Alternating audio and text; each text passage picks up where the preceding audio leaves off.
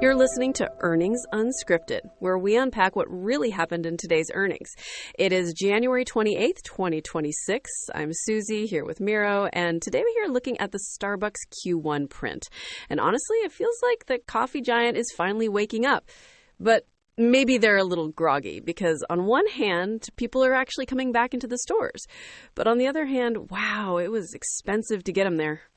Expensive is polite. Look, if you just read the headlines, it looks like a victory lap. Revenue is up 6% to $9.9 billion. Global comps up 4%. And the big one, the one everyone was waiting for, U.S. transactions grew 3%. That is the first time traffic has been positive in 2 years. 8 quarters of decline finally snapped. Which is huge, right? I mean, that's the whole back to Starbucks thesis. Brian Niccol came in, promised to fix the vibe, put the ceramic mugs back, and it's working? It is working, physically at least. But financially, it took a beating for it. To get that traffic back, they spent heavily. Labor, staffing, green apron service. So while revenue went up, earnings went the other way. Non-GAAP EPS came in at 56 cents. That is down 19% year over year. Operating margins contracted 180 basis points to 10.1%. So, Susie, they basically bought that traffic growth. They paid for popularity. I feel like I did that in high school. But wait, before we go deeper, standard disclaimer for everyone listening. This is not financial advice. We're just two people reading reports and having opinions. Don't trade on our chatter. Okay, so Miro, the market reaction was dramatic, right? Volatile, extremely volatile. In the pre-market, right before the call, the stock went vertical, touched almost 106. Everyone saw the traffic numbers and got excited. But as soon as the market opened and people did the math on the margins, sold off all day, closed down near $95. It erased the entire rally. The market is saying, we like the traffic, but we hate the price tag. That makes sense. It's like they're proving they can fix the business, but they haven't proven they can make money doing it yet. And what about China? I saw a flashy number there too. Yeah, surprisingly strong. China comps were up 7%. Everyone expected that to be a disaster given the macro environment over there, but they pulled a rabbit out of the hat. Although there is a massive asterisk on the China numbers related to this held for sale accounting, which we should probably unpack in a minute. Right, because they're selling 60% of it to private equity. It's not really their problem in the same way anymore. But just on the human side for a second, Niccol said something on the call that stuck with me. He said, every cafe I walk into, guess what? People are sitting in those seats, drinking from ceramic mugs. It sounds so simple, but it feels like they stopped trying to be a mobile order factory and remembered they're a coffee shop. Sure, the third place is back. But putting ceramic mugs on the table is easy. Making a margin on that when coffee prices are spiking, that's the hard part. And speaking of hard parts, the cost structure in this report is messy. Messy how? Like we lost the receipt messy or like we changed the math messy? A bit of column B, because if you look closely, the only reason expenses weren't higher is because of how they treated the China assets. All right, let's get into the details because the headline EPS hides a lot of moving parts. Okay, so let's look at that messy column. The headline operating margin was 10.1%, right? Not great, down from last year. But here is the thing. It would have been significantly worse without a very specific accounting quirk in China. Oh, I love an accounting quirk. Is this the held for sale thing you mentioned? Exactly. So because they announced they're selling 60% of the China business to Boyu Capital, accounting rules say they have to classify those assets as held for sale. And when you do that, you stop depreciating them. You stop counting the wear and tear as an expense. That one rule wiped out about $39 million of operating expenses in December alone. Wait, hang on. So they saved $40 million essentially by saying, we're putting the house on the market so the leaky roof doesn't count anymore. That's crude way of putting it, but yes, that $39 million flowed straight into operating income. If you strip that out, the margin picture is even uglier.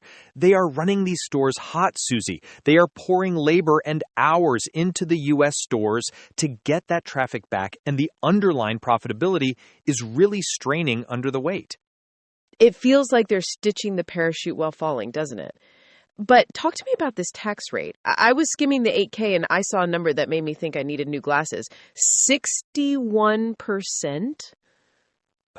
Yeah, 61.7% effective tax rate. GAAP basis. It's absolutely massive. How does a coffee company pay more tax than a casino? It's the cost of the exit. It's related to indefinite reinvestment assertions changing because of the China divestiture. Basically, because they're preparing to move cash or assets around for this deal, the taxman is pre-calculating the bill. It crushed the GAAP EPS down to 26 cents. Now, Wall Street looks at the non-GAAP number, which ignores this, but it tells you just how complex unraveling their second largest market actually is. Right. It's not just a handshake deal. It's a messy divorce. But okay, let's pivot away from the spreadsheet for a second because there's an operational change that I think actually impacts the customer more than the tax rate. Brian Niccol said they've cut the menu by 25%. That is a lot of syrup bottles disappearing from the counter. It's huge, and frankly, it's about time. You can't promise a sub-4-minute wait time, which is their new target, if the barista has to memorize 400 permutations of cold foam. I feel personally attacked. I like my cold foam. Your cold foam is the bottleneck, Susie. But seriously, this is the engineering side of the turnaround. They aren't just throwing bodies at the problem, they are simplifying the problem. Niccol mentioned they're hitting that 4-minute target at peak times now. That is purely a function of removing friction. Less menu, less complexity, faster throughput. It's the less is more strategy, which is risky, right? Because people go to Starbucks for the customization. If you start telling them no, do they go to Dunkin'? Maybe, but I think Niccol is betting that people hate waiting 20 minutes more than they love their third pump of lavender syrup. And honestly, the data backs him up. That 3% traffic growth suggests people are coming back because the line is actually moving. True. Nobody likes a stale croissant because they spent 15 minutes staring at the back of someone's head. So we have artificial margin support from China accounting, a massive tax bill clearing the decks, and a menu diet to speed up the line. It feels like they are clearing the brush to rebuild the house. They are, but the foundation is still cracking a bit. Kathy Smith mentioned that coffee prices, the actual commodity cost, haven't even peaked yet. She said to expect that pressure to hit hardest in Q2. So the coffee gets more expensive right as they're trying to prove they can be profitable again. Exactly. They are racing against inflation.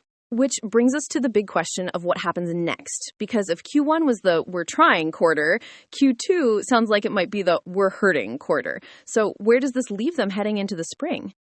It leaves them walking a tightrope. Honestly, I think Q2 is going to be the hold your breath quarter. Because if management is right and coffee costs and tariffs peak in the next 3 months, then the margins are going to look worse before they look better. Which is tough, right? Investors hate a second half recovery story. It always feels like a promise that's easy to break. It does, but here's the difference this time. The traffic is back. As long as those transaction numbers stay positive, as long as people are actually walking in the door, Wall Street might forgive the margin compression for a quarter or two. But if traffic slips while costs are high, then the stock gets punished. Hard. It's basically an execution test now. Brian Niccol has the strategy. Simplify the menu, speed up the line, fix the vibe. Now they just have to survive the inflation spike while doing it. Precisely. And don't forget the structural shift. By spring, that China deal with Buyu Capital is expected to close. That changes the DNA of the company. They're moving from owning the dirt to collecting a royalty check in their second biggest market. It's the end of the empire building phase, isn't it? It feels more disciplined, like they're admitting they can't conquer the world alone, so they're franchising the risk. Or they're just realizing that in this macro environment, being asset light is safer than being ambitious. It's smart, but it's definitely less romantic. Well, I think investors will trade romance for stability any day of the week. So, final verdict, Miro, are we drinking the Kool-Aid or the cold brew?